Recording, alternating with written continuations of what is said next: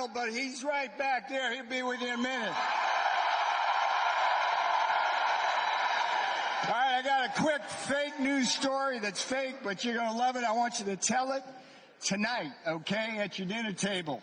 You know that Bill Clinton is campaigning for Kamala Harris this week right here in North Carolina. You know this?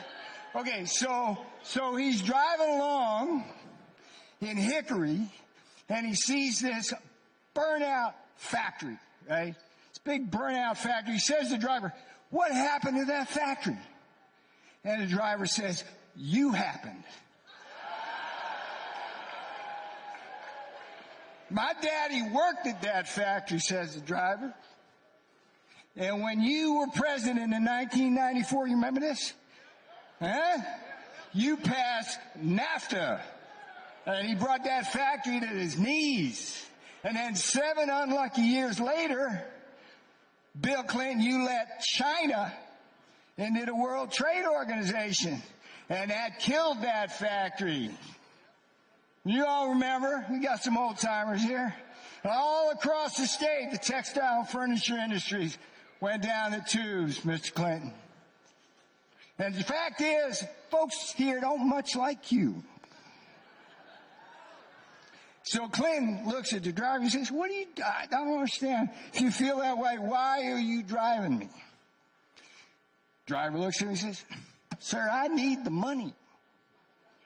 I need the money because Kamala Harris's inflation has brought us to our knees.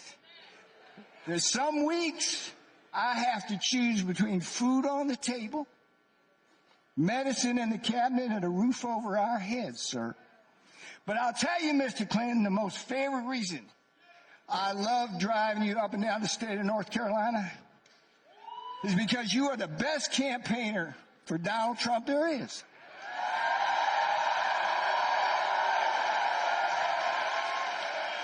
Well, you get it, but Donald Trump, you get it, but Bill Clinton didn't get it. He said, "Well, what do you mean by that? I'm here for Kamala Harris, not Donald Trump." And driver says, "Sir, Mr. Clinton, every time the people in North Carolina see you, they think of 2 things. One, shafta. You were the one who shafted the NAFTA, cost them jobs, and you were the one that shanghaied them with China, right? But the other thing they remember is that Donald Trump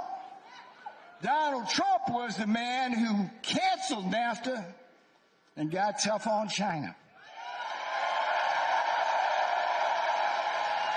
And for the first time ever, Bill Clinton was speechless. All right, you tell that story tonight. The last thing I'm going to say is, you got to vote.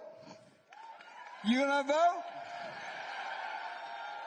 And you got to promise me right now, every one of you here, every one of you pirates right here, you got to promise me you'll take 10 other people to the polls and you'll get them there before Election Day. Will you do that for me?